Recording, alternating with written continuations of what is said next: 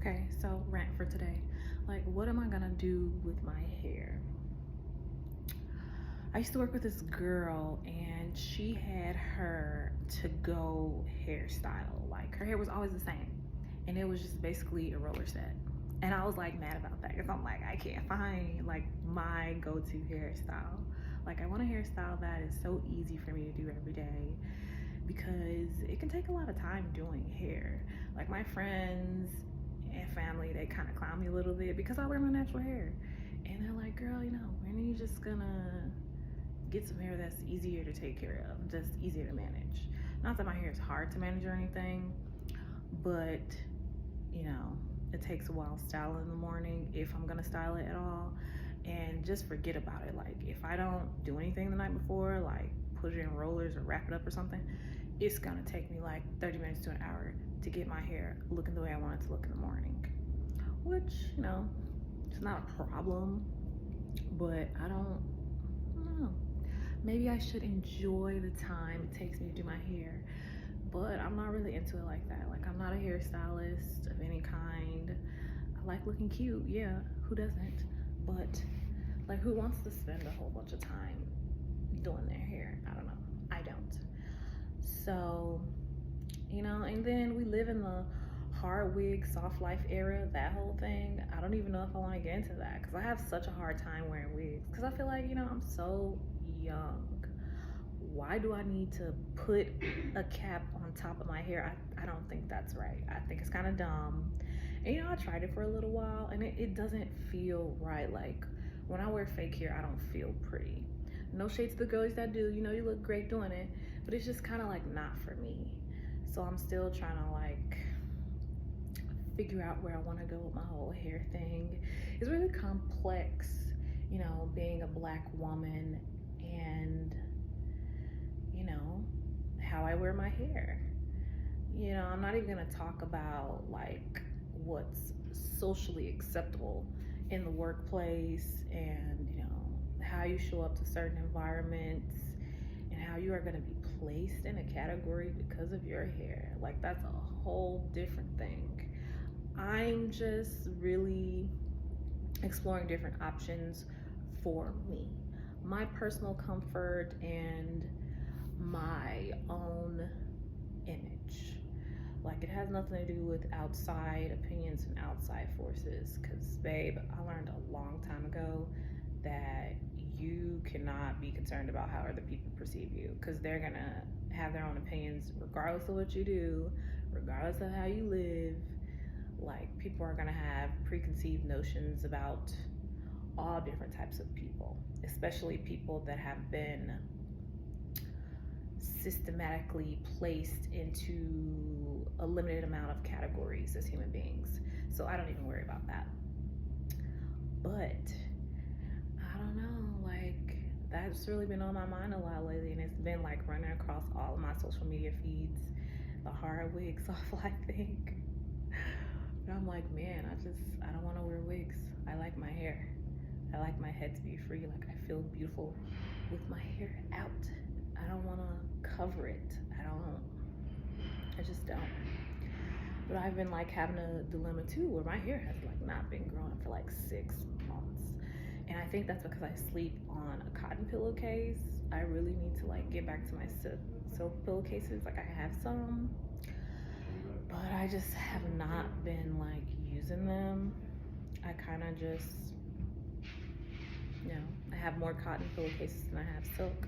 So I've just been doing that. And like I said, with having like a certain texture of hair, like, I have to make sure my hair stays moisturized. If I don't, it's just not gonna be a vibe in the morning. So that's another thing with that.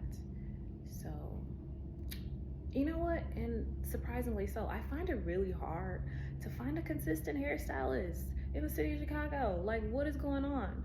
I had one lady I used to go to, but she really hurt my feelings because she left. Like, she moved to Vegas and now she's like, I don't know where she is now, but when she first left, she moved to Vegas and became like a celebrity hairstylist, which she was so talented, and I'm happy for her. But I was just like so sad that she was leaving because I'm like, who's gonna do my hair now? And I've been through like, let me see, 1, 2, 3, about 5 hairstylists since she's left. And I kind of rotate between the 5 of them. And it's like nobody really wants clientele anymore. Like they just want a check. They just want a bag. Like they don't care. They don't give you service. They don't help you with your hair maintenance. You know, I was getting my hair done maybe once a month, and they wouldn't like give me any product recommendations. They wouldn't give me any styling recommendations. They wouldn't give me any like routine recommendations. And I'm like, okay, yeah, the reason I'm coming to you once a month is so you can like direct me into like healthy hair, even though my hair is pretty healthy. But like I said, just simple things, which I mean, I already knew this, but simple things like, hey, you should be, you know, sleeping in maybe a silk bonnet or maybe silk hair ties only, or like silk pillowcases, just like simple stuff like that. Like never, none of these stylists told me any of that. So I'm just like, and I always tip my hairstylist. Like I always tip, and the reason I'm tipping is because I'm looking for that guidance, and I'm looking for that, you know, relationship between, you know, clients and the people that you're servicing. It was never there. Like, and you know, that's something that people were talking about online too a couple months ago, if you all remember, you know, just like how these hairstylists have to get a day job because they're just so terrible at their job. Like they just want to have these ridiculous, crazy demands and not really give you any good service. And it's just such a pain. And I'm still to this day looking for a stylist. Like at this point though, I've stopped. I've stopped spending my money with these people because I'm like, okay, I'm giving you guys all this money and I'm coming to you for a service. You're just basically providing simple like services. They see it as a transaction, which I mean it is, but they don't want to build a business. They don't want to build a book of clientele. They just like transaction after transaction after transaction. It's not, I don't know. I think when you work in the service industry, your goal should be to build a solid clientele base, and that's kind of how you really survive rough economical times.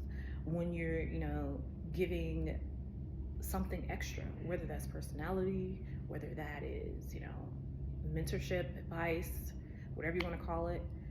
And people don't realize that's how you stay in business, by building professional relationships. Like relationships are the key to everything.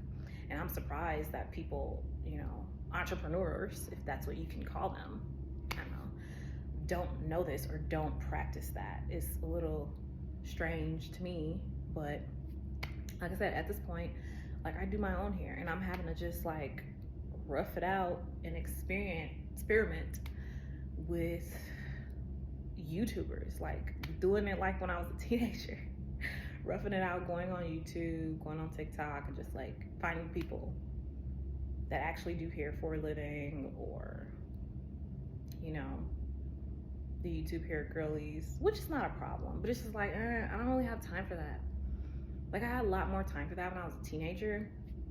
Of course, I have to pay for my own stuff, but it's just a little frustrating.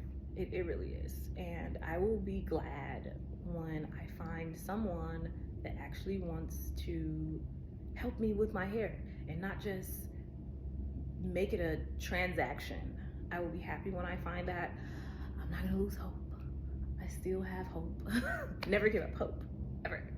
I still have hope that I will find her or him one day soon, because I'm like, man, a lot of my coworkers though and friends in the Chicago area, they kind of go to Indiana, some of them, for more affordable prices, which I'm not like absolutely against, but you know, if you live in Chicago, if you know, you know, like crossing that border into Indiana is not, it's easy, but the But you know, Chicago areas are too, so whatever.